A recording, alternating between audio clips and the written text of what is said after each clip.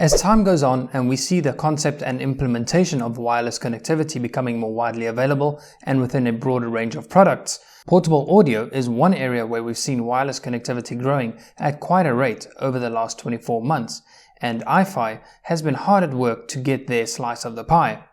Following on from the award-winning XDSD, their latest portable audio product is this, the xCan.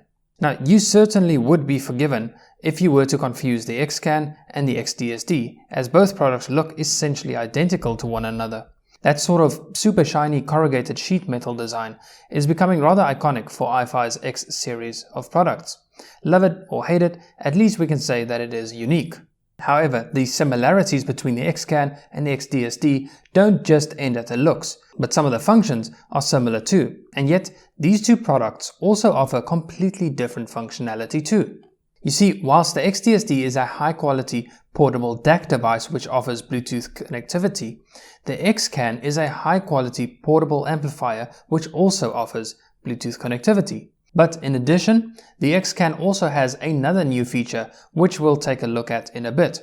On the front, slap bang in the center, is the rotary knob which acts as a power button, a volume control, and it has a series of LED lights which are used to convey information regarding the volume level and whether the device is in Bluetooth mode or in analog mode.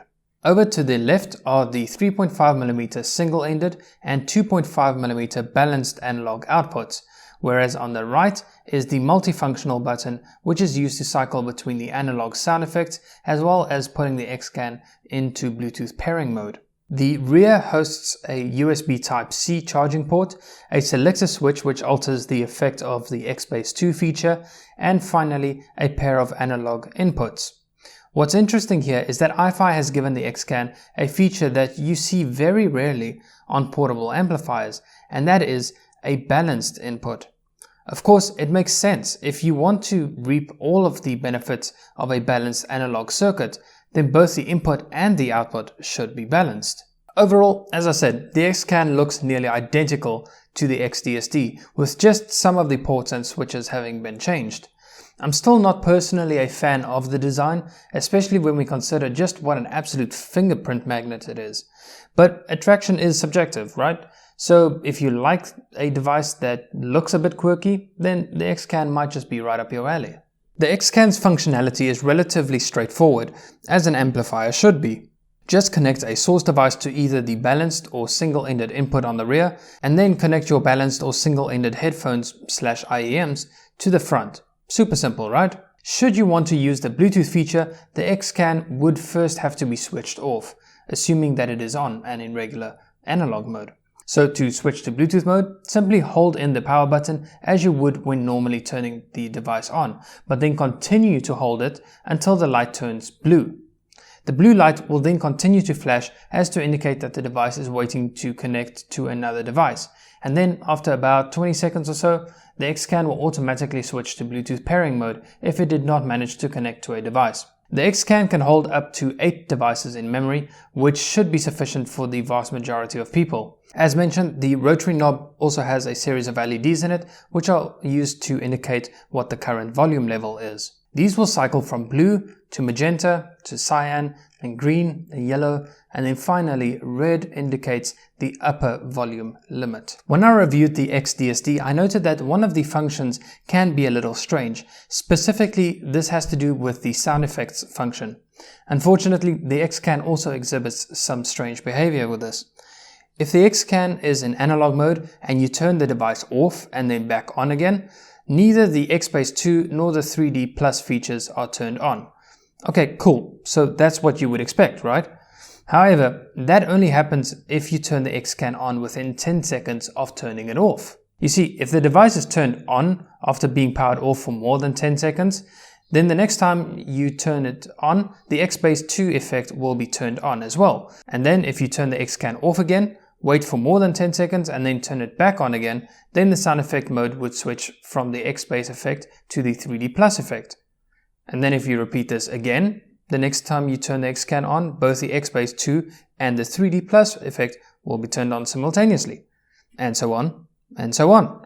So pretty much each time you turn the xCan on, you would need to adjust the sound effects.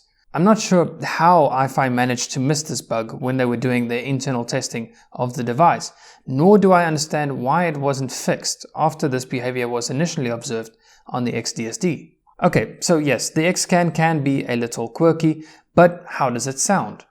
Well, to really answer this, let's consider what an amplifier is supposed to do. The sole purpose of an amplifier is to take the analog signal that's being fed to it and then amplify it.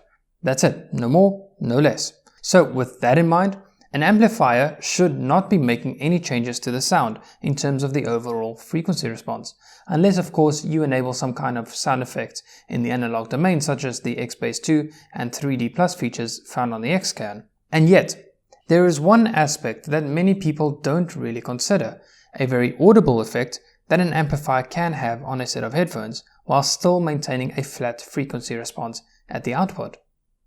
When testing out the xCan, I had initially just listened to my Shanling M0 directly with my Mi Audio Pinnacle P1. I use the P1 specifically because it sounds pretty good, but also because it's actually a rather demanding load.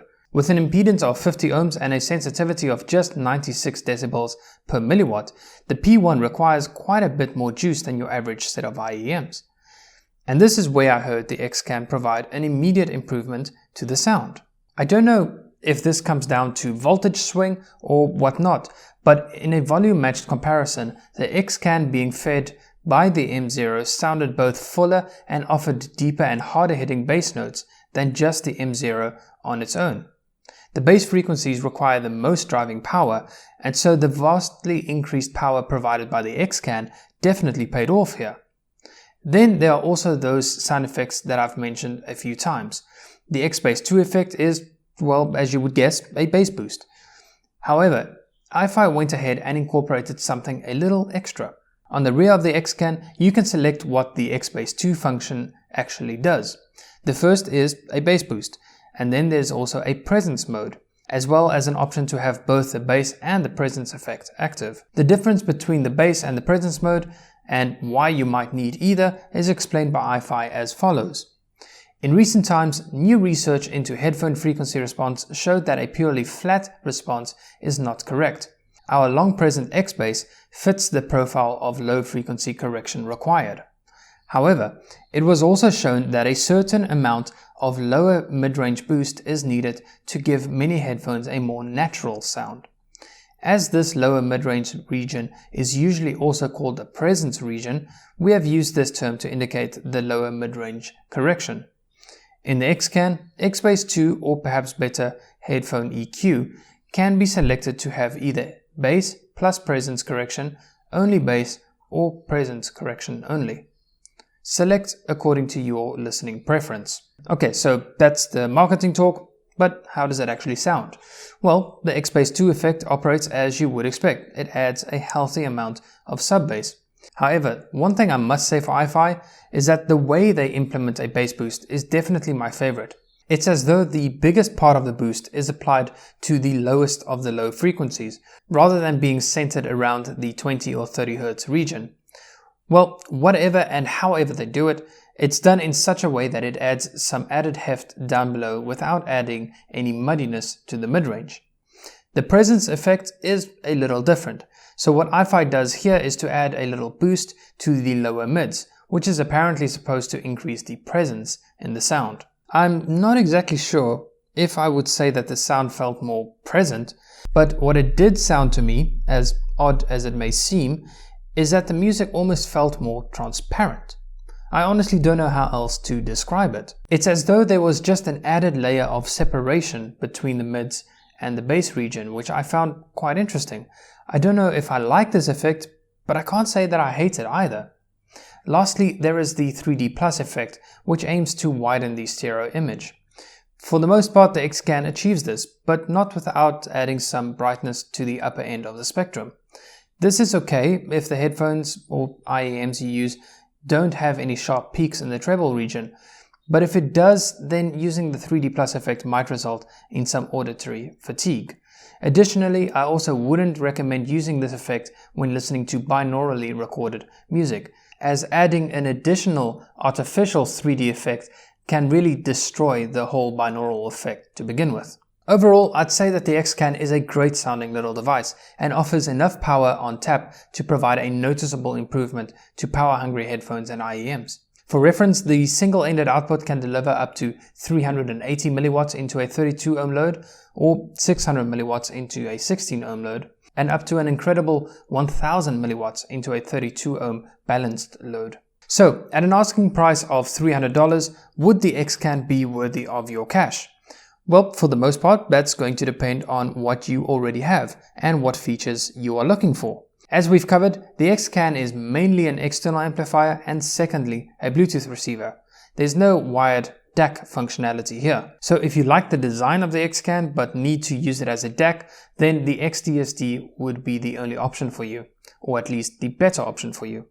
Instead, the xCan would be well suited for someone who would like a bit more wireless freedom, but who needs the extra driving power for their high impedance or low sensitivity headphones, especially if you're a fan of using a balanced setup. And speaking of balanced, let's not forget that the xCan is one of the only few portable amplifiers to feature a balanced input in addition to a regular single-ended input. Yes, as was the case with the XDSD, the design of the xCan is polarizing, but in terms of the feature list and performance, it is a damn good product. And what's more is that there really aren't many products out there that can compete with the features of the xCan, and especially not with its available power output into a balanced load. What's more is that the headphone jack is disappearing from mobile phones at an increasing rate, so the need for quality wireless products is constantly growing. And with that in mind, I think the xCan holds a fair amount of value for the $300 asking price. It allows you to embrace this new anti-headphone jack movement while still providing you with enough power to drive your favorite headphones. As always, thanks so much for watching. That's all from me for now, and I'll catch you in the next one. Cheers.